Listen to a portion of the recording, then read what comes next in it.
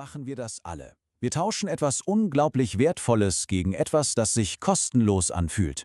Aber mal ehrlich, was ist der wahre Preis? Heute schauen wir mal hinter die Kulissen unseres digitalen Lebens. Wir enthüllen den unsichtbaren Motor, der alles antreibt, den Überwachungskapitalismus. Bereit, den Vorhang zu lüften? Denkt doch mal an die Apps, die ihr jeden Tag benutzt. Soziale Netzwerke, Spiele, Navigations-Apps. Die meisten davon kosten erstmal nichts. Aber, naja, wir wissen ja alle, so richtig umsonst ist am Ende nichts. Also, was ist denn die eigentliche Währung, mit der wir da bezahlen?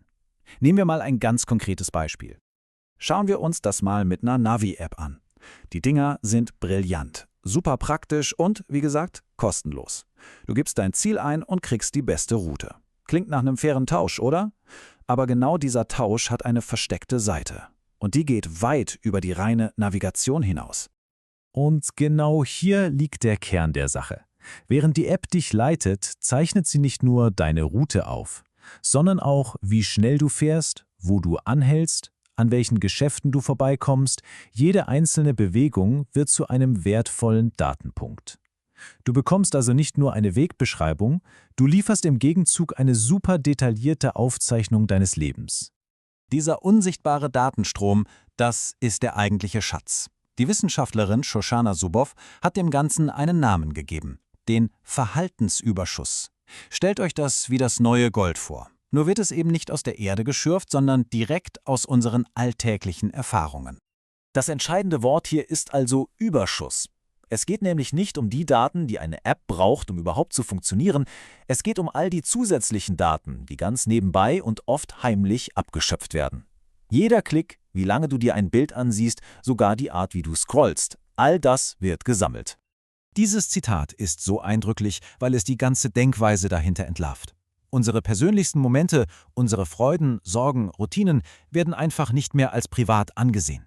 Sie werden zu einer frei verfügbaren Ressource, wie ein unentdeckter Kontinent, der nur darauf wartet, kartografiert, beansprucht und ja ausgebeutet zu werden. Und das alles ohne zu fragen. Was passiert jetzt mit diesem Rohstoff, dem Verhaltensüberschuss? Der wird nicht einfach nur gelagert, nein. Er wird in einer gigantischen, unsichtbaren Fabrik verarbeitet. Und das Ergebnis ist ein völlig neues Produkt. Dieser Prozess ist so effizient wie eine industrielle Fertigungsstraße. Zuerst die Sammlung. Alles, was du tust, wird erfasst. Zweitens die Analyse.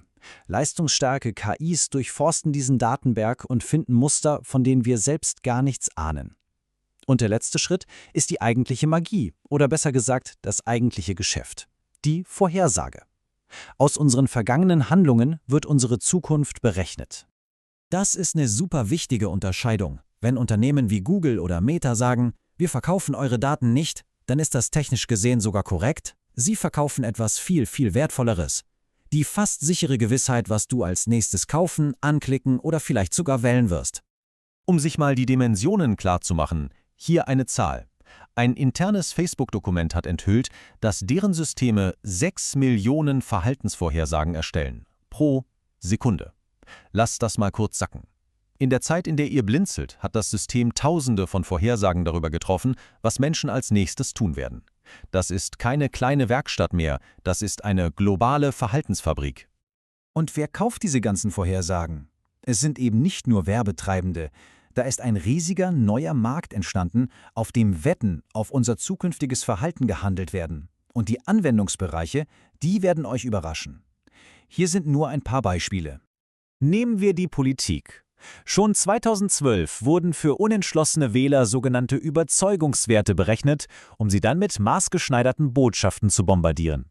Hier geht es dann nicht mehr um eine offene Debatte, sondern um chirurgisch präzise Beeinflussung genau der Leute, die eine Wahl entscheiden können. Oder die Arbeitswelt. Es gibt inzwischen Dienste, die das Online-Verhalten von Mitarbeitern analysieren, um vorherzusagen, wer als nächstes kündigen könnte oder wer ein Risiko darstellt.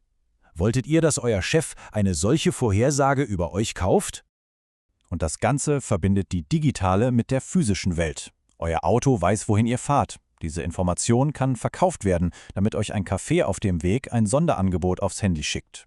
Das Ziel ist ganz klar, unser Verhalten im realen Leben im Sinne von Profit zu steuern. Und dann ist da der vielleicht persönlichste Bereich von allen, unsere Gesundheit. Eure Smartwatch, die euren Schlaf und Puls misst, ist eine absolute Goldgrube für Daten. Tech-Giganten investieren Milliarden, um aus diesen Daten Krankheiten vorherzusagen. Das klingt ja erstmal gut, aber es schafft auch eine neue Norm für gesundes Verhalten. Und wer entscheidet eigentlich, was normal ist? Und was passiert, wenn eure Versicherung diese Daten nutzt, um euren Beitrag zu berechnen? Wenn wir das alles mal zusammenfügen, die Datensammlung, die Vorhersagen, die Beeinflussung in allen Lebensbereichen, dann wird eins klar. Es geht hier nicht einfach nur um ein neues Geschäftsmodell. Es geht um eine völlig neue Form von Macht. Eine, die ganz ohne Armeen und ohne Gefängnisse auskommt. Hier sehen wir den entscheidenden Unterschied. Totalitäre Macht, so wie wir sie aus der Geschichte kennen, ist laut und brutal. Sie nutzt Gewalt, um den Geist zu brechen. Aber diese neue, instrumentarische Macht ist leise und unsichtbar. Sie braucht keine Gewalt, denn ihre Methode ist die subtile, aber konstante Verhaltensmodifikation. Sie will nicht die Seele erobern, sondern einfach nur unser Verhalten lenken. Sie arbeitet im Verborgenen. Durch das Design von Apps, durch kleine Anstupser, durch personalisierte Feeds. Sie zielt nicht darauf ab, uns zu zwingen, sondern uns sanft in eine gewünschte Richtung zu schubsen, unser Verhalten zu justieren und zu lenken. Und dabei schwindet unsere Autonomie, ohne dass wir es überhaupt merken. Und das führt uns genau zur Ausgangsfrage zurück, die jetzt vielleicht noch drängender ist. Wir stehen ständig vor dieser Wahl. Hier die Bequemlichkeit, dort unsere Autonomie. Dieser Handel findet jeden Tag statt, mit jedem Klick, mit jeder App, die wir öffnen. Die Frage ist nicht mehr ob, sondern wie weit wir bereit sind zu gehen und was von unserem freien Willen am Ende noch übrig bleibt.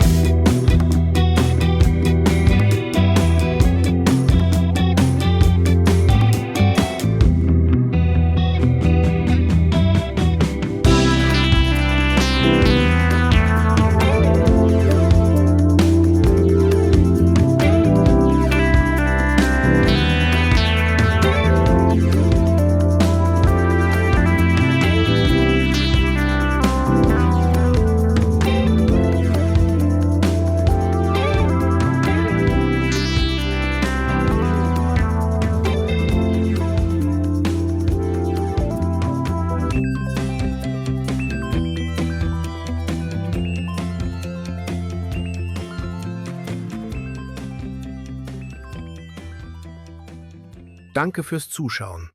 Wenn dir der Beitrag gefallen hat, abonniere den Kanal und gib ein Like. Das kostet nichts, hilft aber anderen, diese Inhalte zu finden. Bis zum nächsten Video.